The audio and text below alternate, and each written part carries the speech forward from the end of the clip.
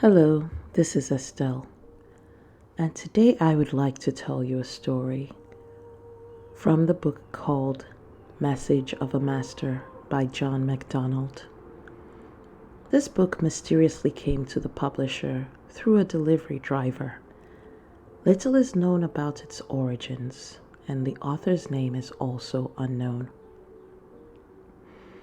The book is short and concise, only 83 pages in total, and it can be read in 1 or 2 sittings.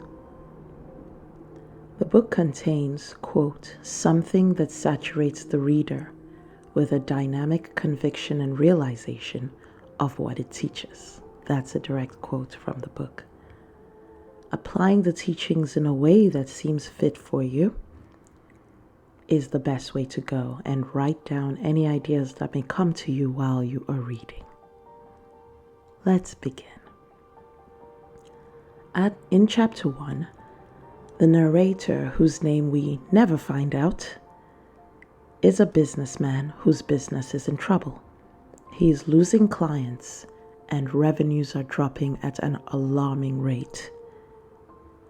At this point, while he is in this state of stress and misery, he gets a phone call from a friend whom he last heard from about a month before.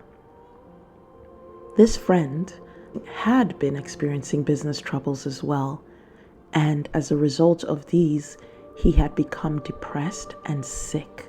Essentially, he had a nervous breakdown, and his illness became so debilitating that he was advised by his doctor to take a vacation to Europe in the hopes that it might improve his health. However, as he departed, he was in such a sad state that most of his friends assumed that was the last time they would ever see him alive.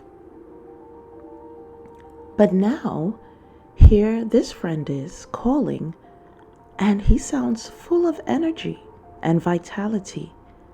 It seems as though he has made a miraculous and full and complete recovery.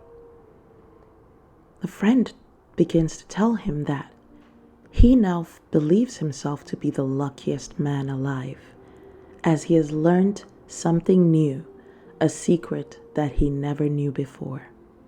Because of this, he now believes that he is the master of his own destiny, and that nothing, absolutely nothing, is impossible for him to accomplish. Let's pause for a second and think about how that feels. Do you believe yourself to be the master of your destiny? Do you believe that nothing is impossible for you? Most of the time, the answer is no, right? But that's not because it's true. That's only because we have limiting beliefs. And limiting beliefs, even if they're wrong, they're beliefs all the same. So let's continue. He sounds so different and unusual that the narrator asks his friend if he has joined a new cult.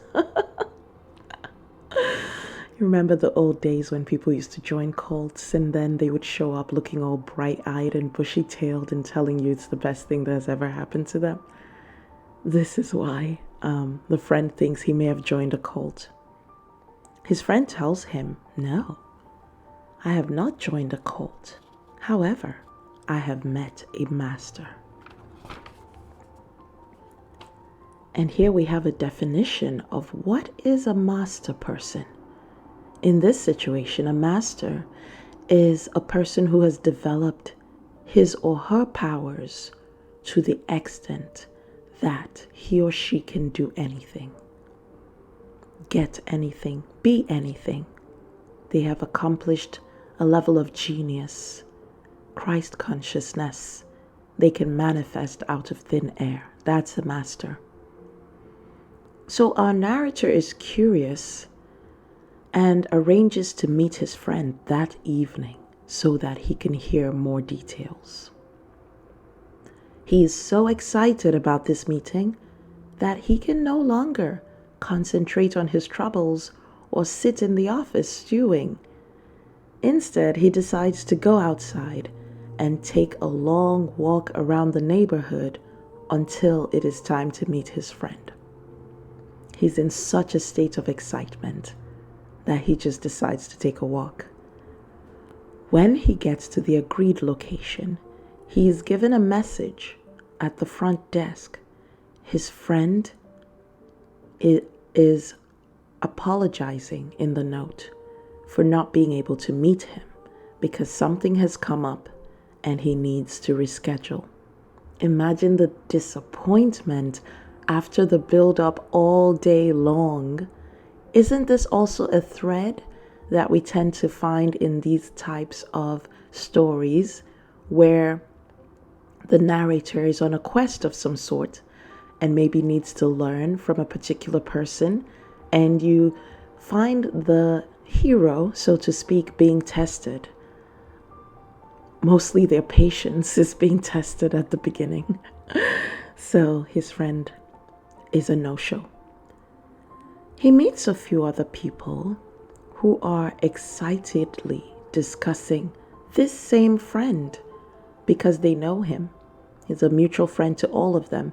And those other people are there sitting in the dining room or at the bar, and they're talking about this same guy and marveling at how much he has changed since his return. Remember, this is a person that all of his friends thought they were never going to see him alive again.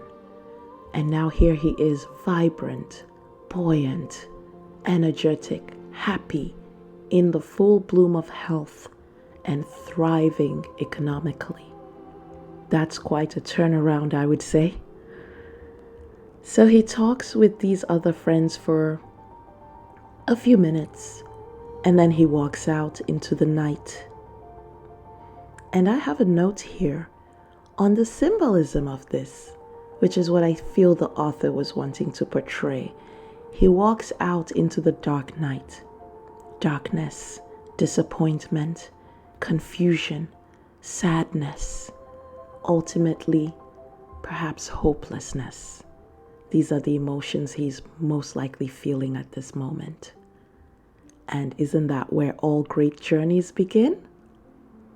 They start with the darkness, what we sometimes call the dark night of the soul. So if you are going through that right now, oh baby, you are in for something amazing. It's all going to depend on the choices that you make today and now, and as you continue to go through the night. So this ends chapter 1.